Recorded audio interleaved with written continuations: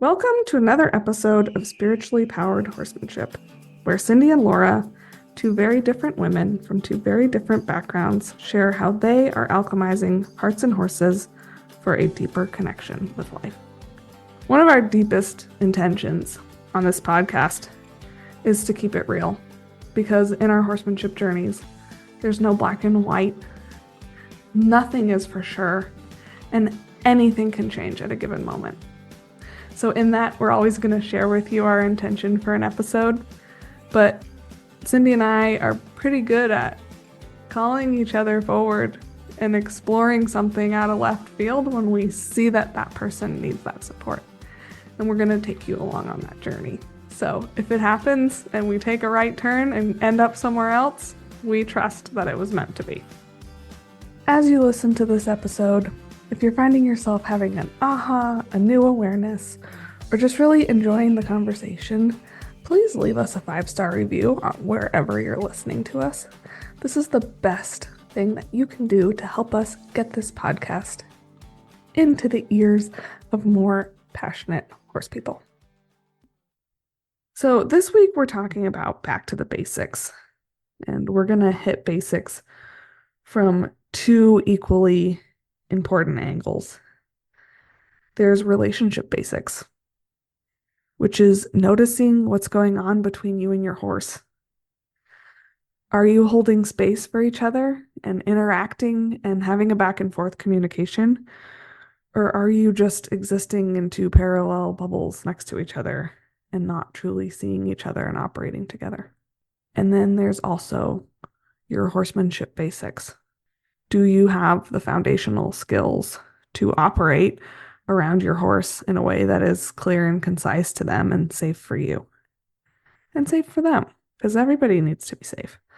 But you have to work on both of those things. Your horse deserves a person who is committed to a level of mastery that makes you a competent person for them. And it's totally okay to be a beginner, but we want you striving to up your skills and get better and be able to handle your horse when they're upset, handle your horse when conditions aren't perfect, ask your horse to move their body in ways that keeps them and you safe and allows you to navigate situations. And we've just noticed across the board, the basics are skipped. And so we're going to go back to those basics today and get super clear on what they are so you can understand if they are in place for you and at what level. Yes, I think that one of the reasons the basics get skipped is I don't think that a lot of those of us who are teaching others truly understand the basics. Mm-hmm. You know, we often get so locked into we're teachers and we have a student and we have them for an hour and they want to learn how to ride and we want to make sure they're happy so they keep coming back. And so we want to teach them how to saddle up and get on and use the reins and kick them to go and pull them to stop and those kind of things. But there's basics in all of that. So that's what we're going to talk about today with you guys is we're going to share from our perspectives what the basics are and the basics to the relationship, we both agree comes first. Yeah. Because like we've mentioned in some other episodes, our relationship, a good relationship with another being is what makes the things we do together successful. Because if we don't like each other or we can't communicate with each other or we're fighting against each other because we think we both have better ideas, then we can't truly get anything accomplished. Yeah. So I had a mentor tell me many years ago that they they were working, this was like back in 2000 when I set out on my journey, and they shared that they were doing the same things that we students were doing, but they were doing them at a more masterful level. And I knew that there was some wisdom in there. I just didn't really know the depth of the wisdom. And it's something that I have continuously heard in my ear over the years. So I knew that it had meaning to it. And now, 24 years later, I really, really get it. And so I'd like to share what it means to me in relationships and in horsemanship. There are some basics. So now I'm going to put myself on a on out on the on a limb here, and you get to help me. Mhm. What are the basics to a good relationship? So I would say trust, connection, meaning we feel good together. We enjoy the time together. We feel like our essences match and mix together. And then communication, boundaries. Yeah, absolutely. What else? Trust, connection, communication, boundaries. I think like an acceptance. You see each other, who Mm. you are. It was on Monday. I was walking MJ back in and I tripped over a root as I was walking and I grabbed onto her neck and fell. And she hauled me up. And then as we're walking, she kind of just like bumped me with her nose. And it was a total like, you steady on your feet now, Mom? You good? And it was just the most adorable little check-in. And like she sees me as the two left-footed being that I am and accepts it. So acceptance, Yeah. no judgment, mutual respect. So those are the basics. And now when we're working on relationships can be hard because, there's often conflict that goes into relationships, and being willing to, and vulnerability, Yep. Yep. being willing to be vulnerable and uncomfortable while you resolve the conflict. And this isn't just in people, this is horses. We will have conflicts with our horses. And often those conflicts will make us feel vulnerable, and we have to be willing to stand still, trust each other, don't sever the connection, and be willing to communicate. And so as we spend more time with another individual in a relationship or many relationships, we are doing the same basics. The basics apply in every relationship. We just get better at it. And the more that we learn to dance together in that relationship with a horse or anybody, we're talking horses, so I'll quit saying that. I just want you to understand the parallel.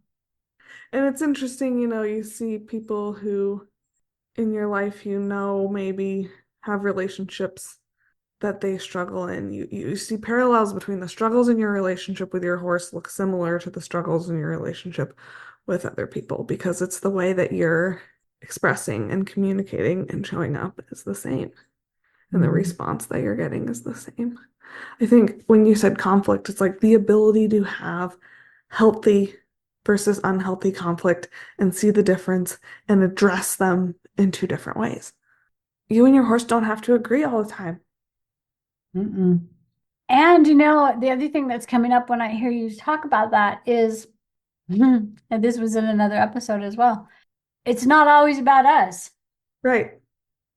So there will be times that my horse and I are struggling and I'm taking it personally.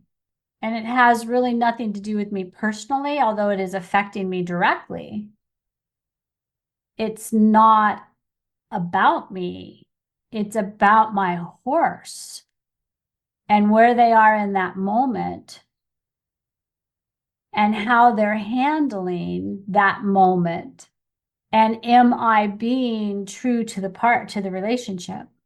Or am I making it more difficult for my horse by taking it personally and having higher expectations of my partner in That's that moment? there in that And moment. yeah, when they need me more than I should expect them to be there for me. So relationships are not an easy thing. Let's just be clear. We are a society that struggles with relationships because we are a society that struggles with emotional fitness and awareness. Intelligence. Yes. And therefore, we are not capable, sometimes capable or willing to be accountable for our own being, our own actions, our own behaviors. And so animals can, well, for me, for many years, I had such great relationships with animals and not good with humans at all because too many humans in my young formative years had broke my trust. Horses are a good place to start that relationship building. I've always found it much easier to share my emotions and be vulnerable around animals, especially horses, than other people. Why? It feels safer. Uh, I've never had a horse tell me that my emotions are wrong or not real or you're just PMSing or whatever. Never. Mhm. Yeah, I would sum it up as they live in the moment. They're non-judgmental. Yeah.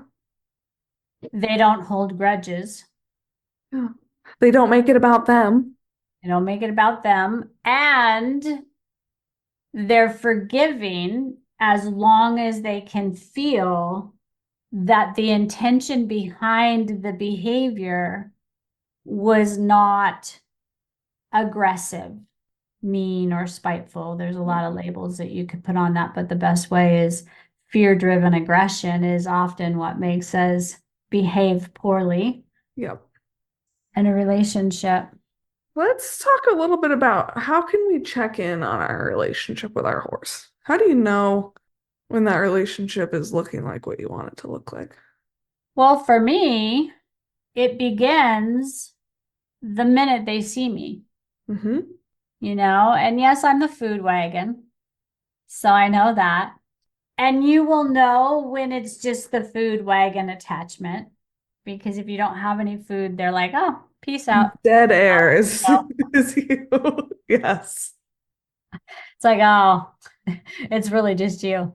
Um, but for me, my horses see me coming and they perk their ears Mm-hmm. and they're interested.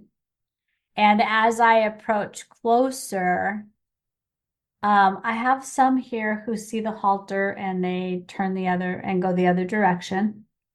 And I ask myself in those moments, is that because of me? Mm.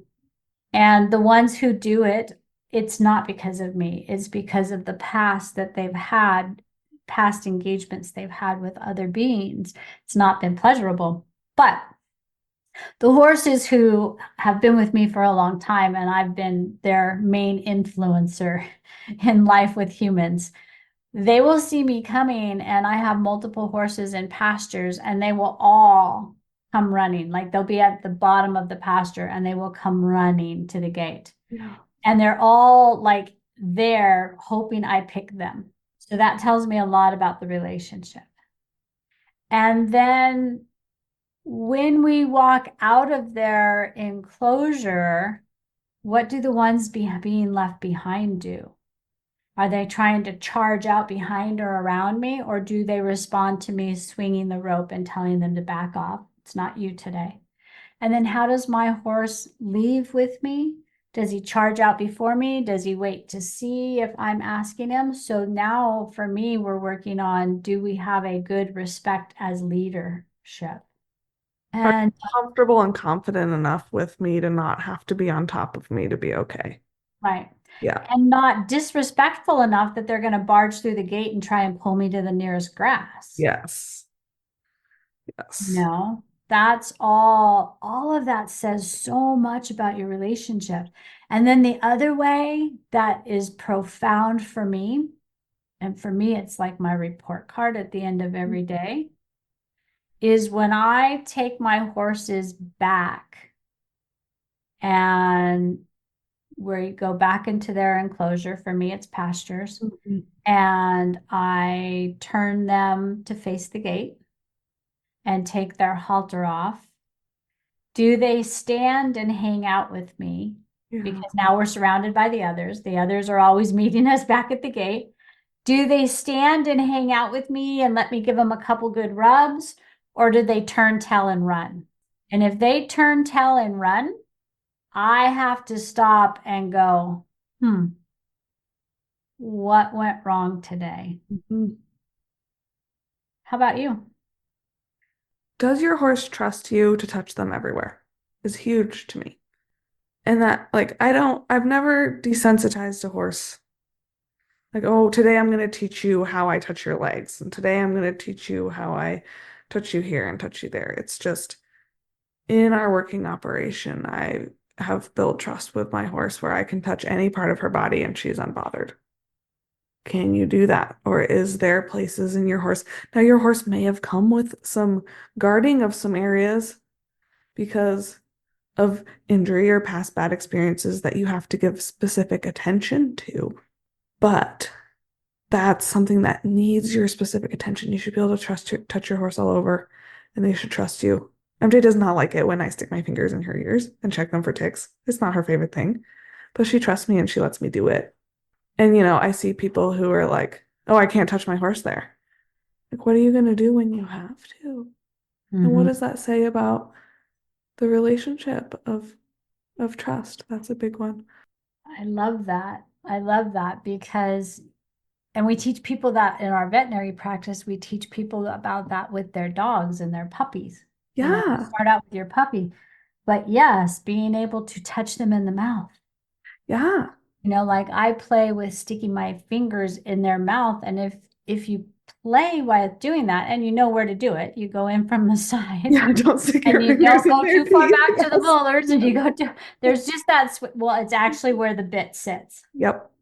But when my horses learn to let me just put my finger and it's a quick in, quick out, just getting them used to it, I have several that love to have me rub their tongue. There are so many acupoints and nerve pressures and stuff going on in the mouth. And you know what else I learned? I forget who, I think I learned this back at acupressure massage school and I never thought about it. But horses and dogs, the only time we touch their mouths is to put something in there, look at their teeth and things like that. But like you said, they have so many acupressure pressure points on their tongue and around their lips.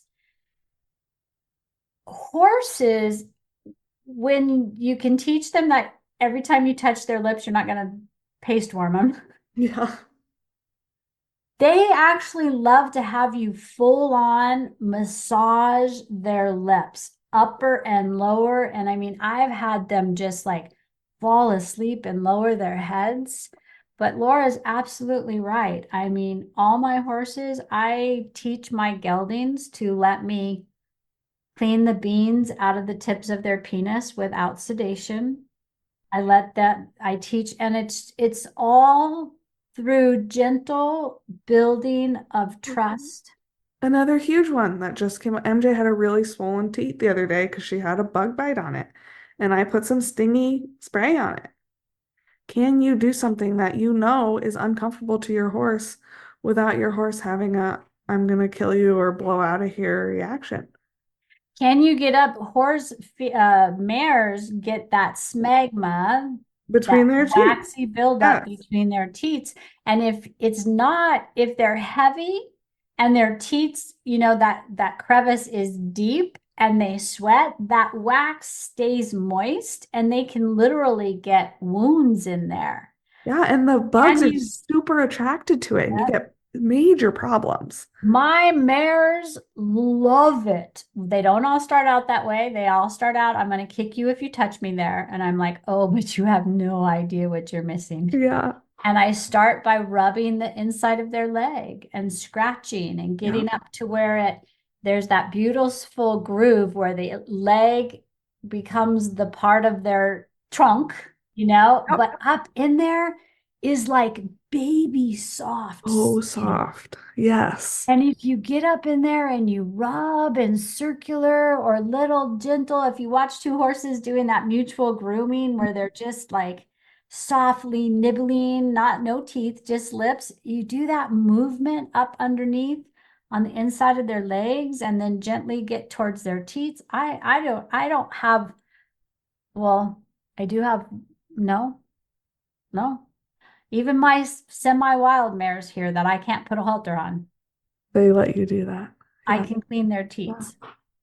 And it's, as you were talking, I realized this is a huge piece is you're building that relationship in your touching because you're watching them as you're moving your hand up the inside of their leg and you're noticing where their threshold is. And you're Yeah, not violating their bodies and violating their boundaries by going beyond that threshold. And over time, that threshold moves so you can touch them anywhere and do anything. And that's where it totally sucks when you have a horse where you have to sedate them to do all the vet care every time because you're just turning their brains off and violating their boundaries and you're never building the trust to help them move. But if you say, "Oh, I see that. You're uncomfortable there, so I'm going to stop today." And then you come back the next day, you're going to find that that has moved.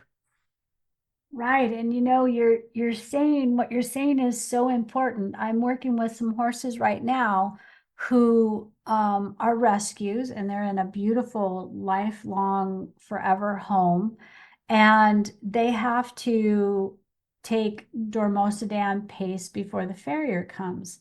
Well, the client and I have been working on getting them used to understanding we are not going to hurt your feet. One of them's got some hoof problems and chronic abscessing, and so we understand her even more. Yeah. But we're taking slowly, slowly, slowly, so that eventually two of the three won't have to be sedated. The third one, because she has such severe hoof issues, it's uncomfortable for her to stand on three while one is up. Yeah, and And then you're so just doing a kindness, but she now we're doing the trusts kindness. it. And it's not like this fear shut off. It's a way Right. to help you be more comfortable in your body. And we're still playing with her hoofs when she's awake and building that trust. So what you're saying is amazing. And I am always so surprised when I ask somebody, where's your horse's favorite spot? And they're like, I don't know. Horses have favorite spots. Oh my God. You guys, you want to up your relationship 10 times? Find that favorite spot. Yeah. All of mine have difference, but I have one who's on the butt, and I have one. All I've found that most, and it'd be interesting to see if you've seen the same thing with the rescues that you work with, is I have yet to find a horse that doesn't love that have that shoulder groove rubbed, that spot where their neck connects to their shoulder right below the withers area, that groove. There's a groove, and if you get in Yeah. there and just rub it and massage it like with the tip, make a fist and rub it, rub like cup their shoulder in your palm and just rub deep in that groove. They love it. Where's MJ? Okay. Oh, MJ's is her butt. Like as close to the booty hole as you're willing to go, that's where she wants to be scratched. It looks a little inappropriate. You don't know what you're looking at. Ashes the same. And she has everybody trained as they walk by. Like the horses are tied outside the tack room and you walk by their butts. Everybody scratching their booty as they walk in and out and grabbing stuff. Um, That's funny. But So okay, so also as we were talking about this, I realized, can you operate in your horse's blind spots without getting a fear reaction from them? Do they trust you to be that close to you without being able to see you? And are they okay with that? Is another big one. being able to pick up all four and haltering. Yeah. Does your horse drop their head and turn their nose into you and participate in being haltered, which is what I ask all my horses to do? Or do they keep turning their head so you can't even away from you, so you can't get the halter over their nose? Or do you get the halter over their nose and then they're turning their head or lifting their head up high, which, as Laura has revealed to all of you, I'm short. Yeah. Um, I can't have a horse that does that. Or do they freeze and go internal Yep. and just say, okay, unpleasantness is coming and I'm gonna just shut down? Do you have to catch your horse? Like I said, I have one in here, and actually I have two. My little bucking bronc actually was a rodeo bucking Oh, bronc. Troubadour doesn't like to be caught. No, Troubadour Yeah, does not like to get caught, because think about it. Bucking bronc horses, I learned a lot when I got Troubadour. They're not handled. right. They're in pastures, they're ran into trailers, they're ran into pens, they're they're put in a squeeze, which is a narrow opening where they can slap that halter on, Mm-hmm. big heavy rope, and then they're driven into another small pen and the cowboys strapped onto them, and then off they go. So they get sedated whenever their feet are done, vaccinated, they get squeezed into squeezes. Squeezes and turned on their sides. Right. And So those, any yeah, yep. handling is really not. So he doesn't, it takes me a while. And Mhm. then Dakota, who has had a bunch of bad information, she doesn't want to be caught. And so I have to work on the catching game with them. But all my other horses, I make it a catching game. Mhm. And I want them to come catch me. So and that's a testament to your relationship. Hugely. Yeah, today I went in there and MJ was fully corpsed, which is what I call them when they're flat sleeping. And I'm like, oh yay, snuggle time. But this baby is sitting on my bladder and I've driven for 45 minutes, so I gotta go run behind the barn and take a pee first. Um, and by the time I'm done, that little red nose is peeking around the side of the barn and coming to find me. And I was bummed that I missed out on snuggle time, but also like, oh man, she came out of a total zonked out nap and came and found me, and that makes my heart feel warm and fuzzy. And can you, when you lead your horse, do you have a good relationship? Is it polite? Yeah. Are you not just dragging something behind you on your cell phone or in a hurry? And is your horse not making you drag them or pushing past you? Are you walking together as if you were two friends walking side by side? And do you trust your horse so that you can have a nice 4 to 6 foot loop in your lead rope and you're trusting that they're not going to stomp on you? And This, when she says loop, she means belly. It yes. doesn't actually mean we don't put Thank you, loops rope in our safety. ropes. Cindy. She Yes. means I mean belly. belly. Please Yeah. never, ever, ever get caught in the bite. But MJ But is yes. very, very sensitive about her face. And this weekend we had a little bit of fun. We in our kind of towny friend group, two of us are horse girls. And then we all came together through different areas of our lives, and we're a solid group of about 8 people, and they're non-country people. Um, and we took everybody out and went hiking with the horses Have fun. this weekend. And so I unloaded MJ from the trailer and handed her off to one of my friends, and then was running around getting tack and doing stuff. And he had taken horse lessons as a kid, but the basics were skipped. And so he was holding her really tight under her chin And I look over and she's just staring at me like, I'm so mad at you. Tell him to stop. I am sure in the barn lessons that he was at, they had them leading those horses by the clip. And And as soon as he took his hand off the clip, she went, oh, thank you. predators want to hold things tight and close Yes. to have control when we're unconfident. And prey animals need distance and room to move their feet. Yes. And you're right. So many people just automatically grab right underneath that snap.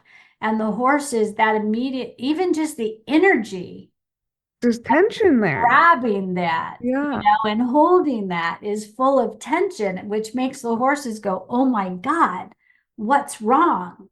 So, yeah, can you have a belly in the rope and not hold the snap? And be relaxed and grounded in yourself and not be like, oh, shit, he's going to step on me or run out of the way.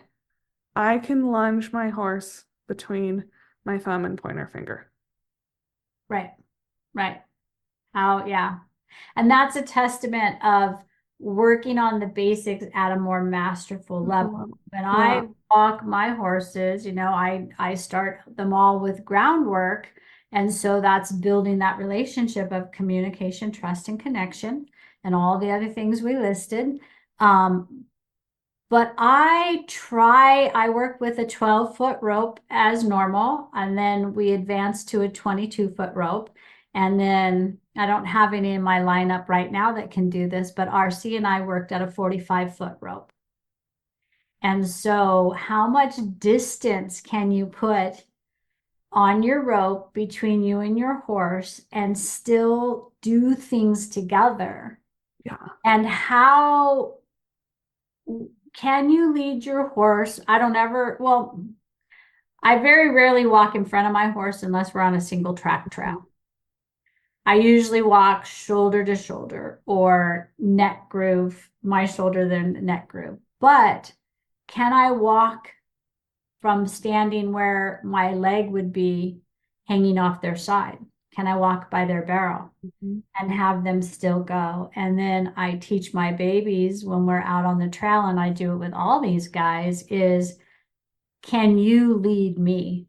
Can I hold on to the lead rope almost to the end of it, walking behind you? And can you pick the path and lead the way?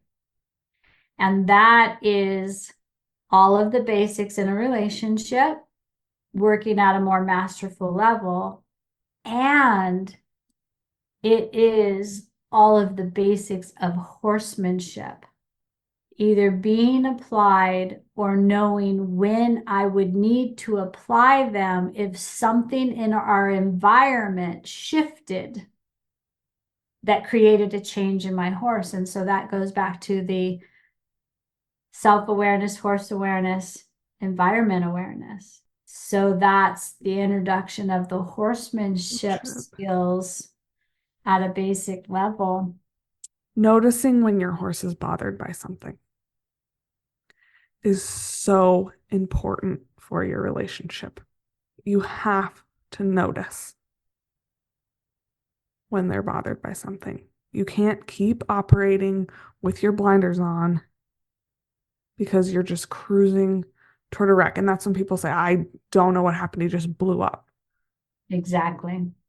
And it's like, no, I think he probably had wide eyes, had frozen, there were things along the way that were upsetting him, and your awareness was not there. And there are times that we're riding down the trail or we're walking down the trail, and that deer underneath that tree moves and startles us both. But you both come down from that quickly when you've been aware the whole time. Right. And even when we're caught off guard and startled like that, we have nurtured the relationship to the point where the horse knows we're the leader, and we know the basics of horsemanship skills and what to apply and how to respond in that moment. to get everything back to being in a comfortable, safe feeling state. Okay, I have the perfect example that happened Friday. And I will admit that my horsemanship went out the window. But because I have trained my horse in horsemanship a ton through the years, she responded anyway. So we're walking, the paths are very overgrown right now, and I'm very worried about snakes because I came from an island in Alaska that has bears and not snakes, and bears are fine and snakes are very scary, and I don't know which ones are good guys and bad guys, and they all just freak me out. I've been like very carefully picking through the grass and watching my feet, and then we open up into a wider part of the trail, and I relax. And at that point, what I now know is a little garter snake shot right across my feet.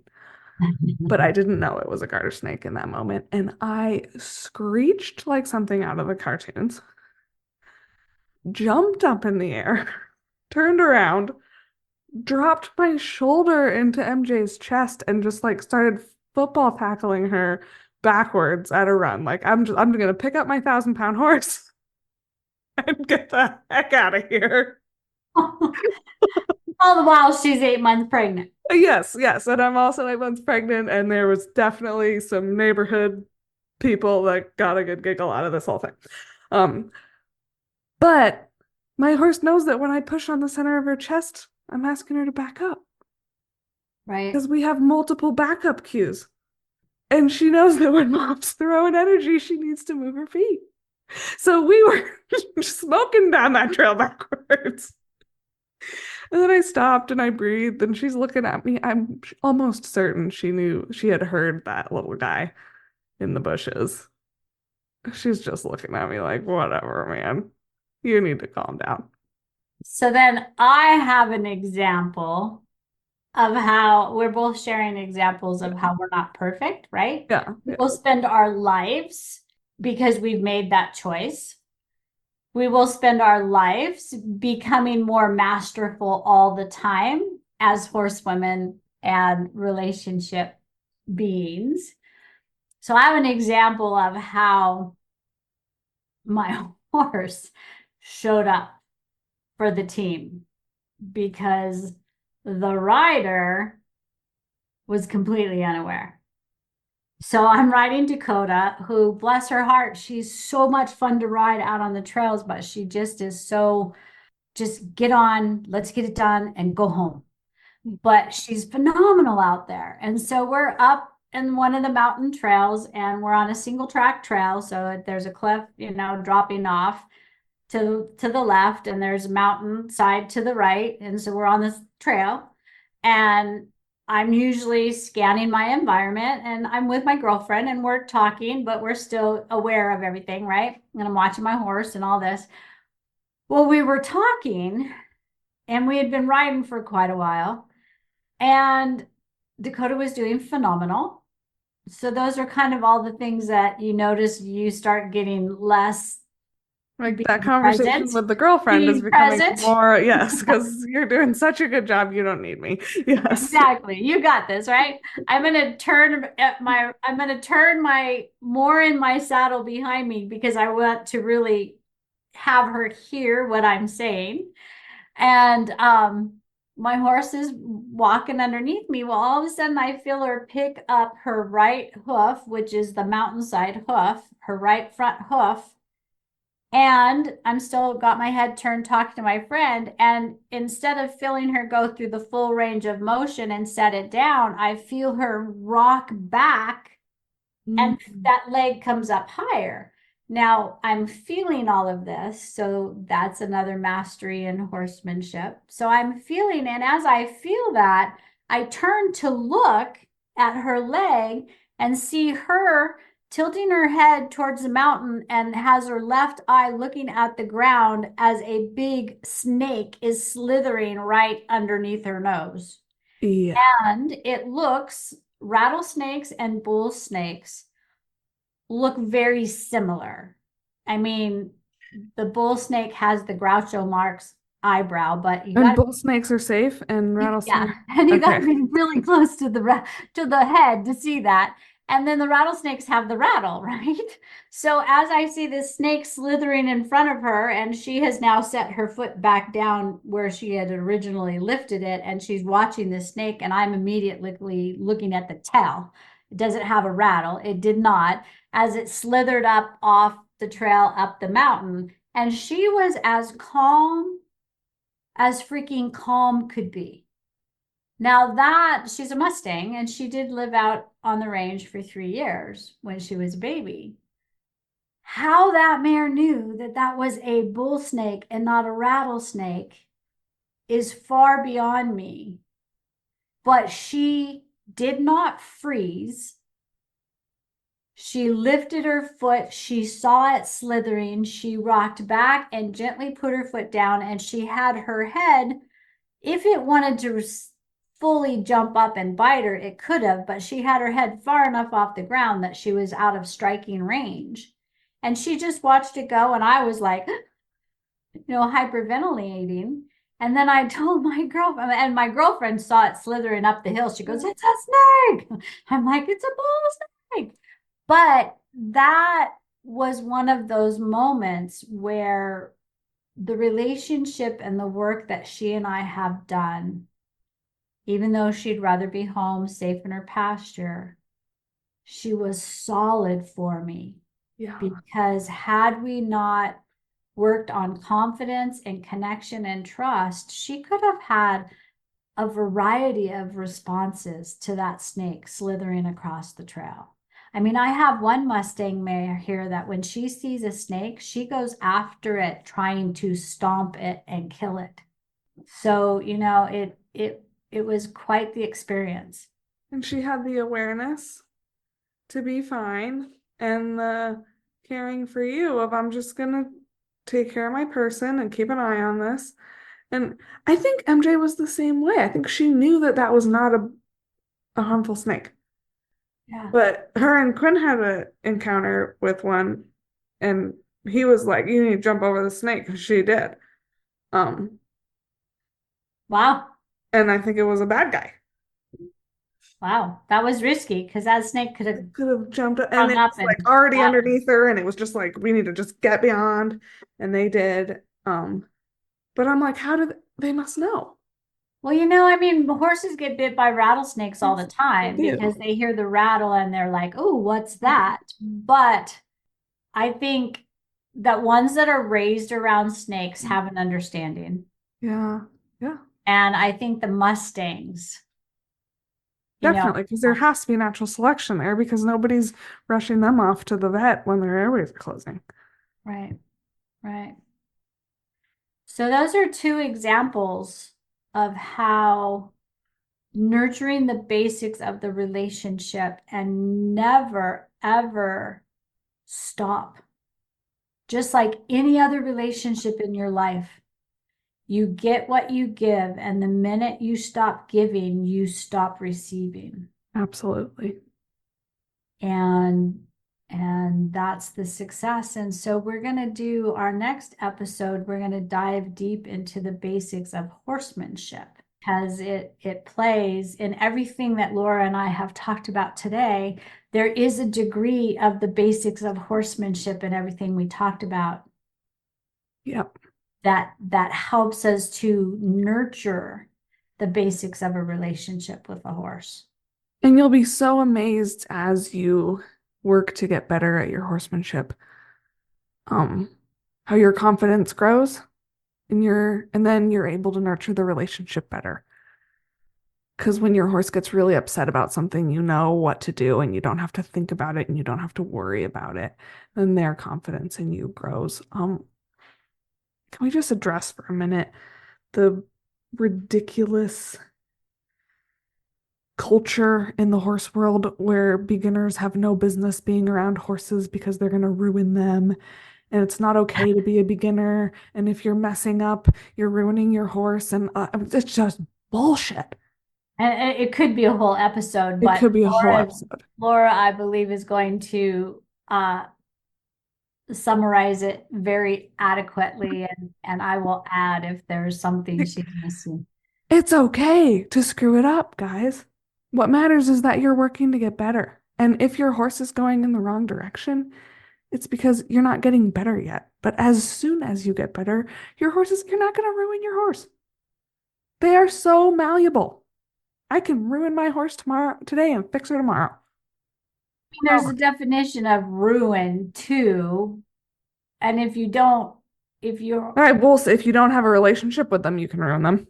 right, and if your horse is doing something that you're not equipped to know how to help them through, whether you've started it, you've created it or not, horses are very good at becoming leaders. So they will develop, they will do something. And if you don't say, oh, no, that's not really how horses should be with people, then they're going to keep on doing it because they want to be the leader.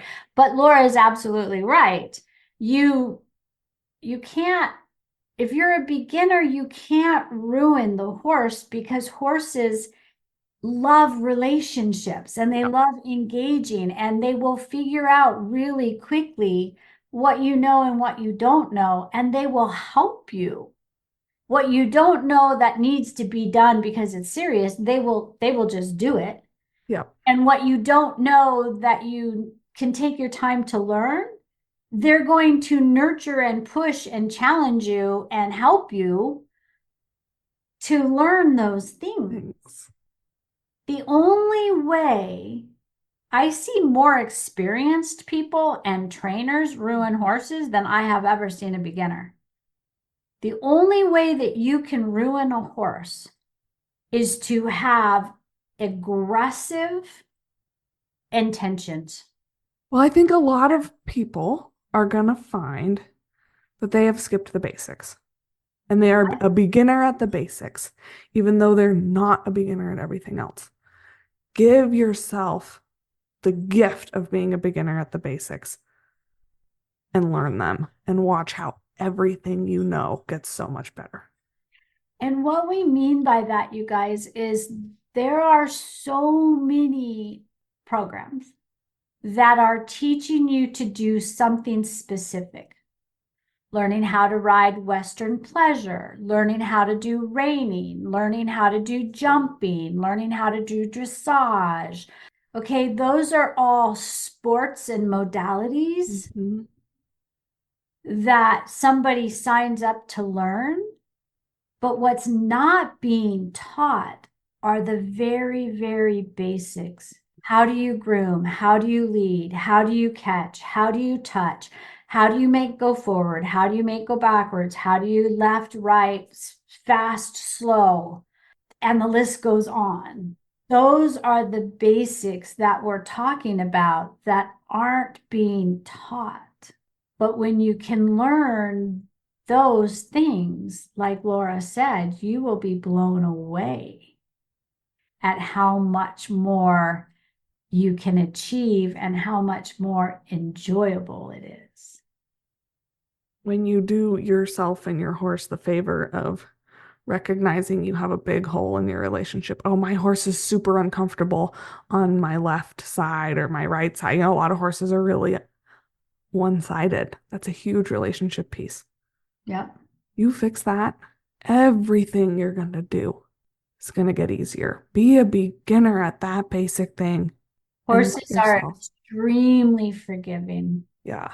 So if you mess up, like Laura said, I can ruin my horse today and we can work on fixing it tomorrow because your horse knows.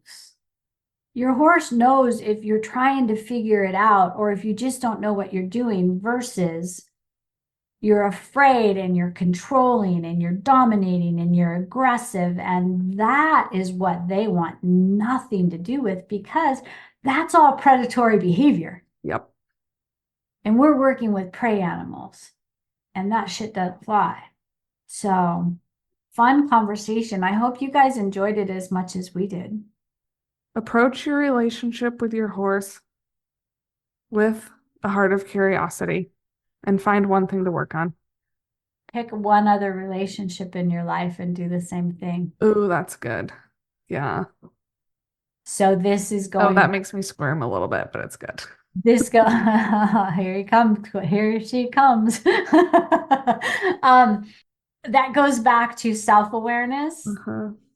partner awareness and environment awareness. Because in our relationships, like with my husband, there's things in the environment that will trigger one of us. Mm-hmm. And then that will use him hypothetically. He gets triggered. And if I'm not in a clear, grounded, present place, that will trigger me. And the next thing we know, we're all just like, having a horrible time. So your horse and one other relationship. And then we'll see you for the next episode where we're going to dive deep into the basics of horsemanship. Thank you for tuning in to this episode on our podcast. I want to remind you that we'll be here every second and fourth Tuesday of the month, following the golden rule. That's the plan, but we are always willing to be flexible. If you want to connect with either one of us, you can do so by finding me on Facebook, my Facebook group, Unbridled Reflections. And you can find Laura on Instagram. She's known as the Homestead Witch. The links to those contacts can be found in the show notes below. Don't forget, if you learned something new today, had an aha, or walked away with a valuable nugget of awareness, you can say thanks by leaving us a review on whatever platform you're listening on.